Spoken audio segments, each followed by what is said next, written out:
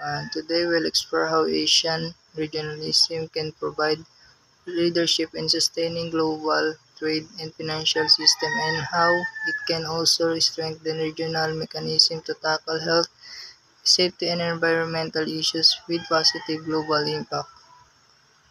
Global economy graphic or trade map.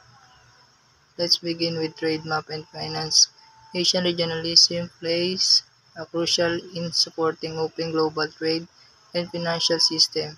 As the world becomes more interconnected, Asia has emerged has as a growth engine, contributing significantly to global GDP and innovation through organizations like ASEAN, RCEP, and APEC.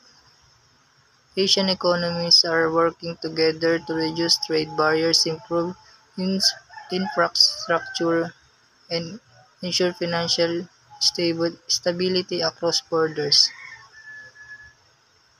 This regional collaboration not only benefits Asia but helps sustain global economic progress, especially as other regions like Europe and North America mature economically.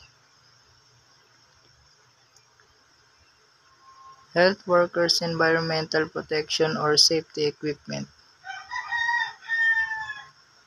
But trade is not the only focus. Asian regionalism also seeks to create regional regional mechanisms to better manage health, safety, and environmental issues. We've seen how disease, pollution, and natural disasters do not respect borders. By sharing data, aligning safety standards, and responding together to help treat regional cooperation in Asia can lead to faster, more effective solutions not just locally but globally.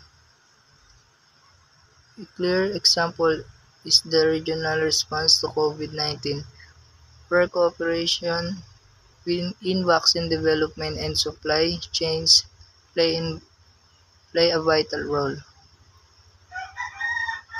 Interconnected globe handshake across countries.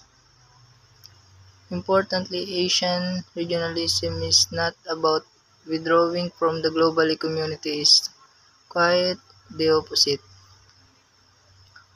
While its primary goal is to improve regional welfare, it does not do so by taking away from others. Instead, it aims for a win-win strategy, helping Asia grow while also contributing to global stability and progress. Through, through shared knowledge, joint investment, and collective responsibility, Asia regional framework can complement global efforts, making the world more resilient and inclusive. Asia map with cooperation icon. To conclude, Asian regionalism has a unique and growing role in today's interconnected world, providing leadership in open global trade and finance and strengthen regional cooperation in health, safety, and environmental issues.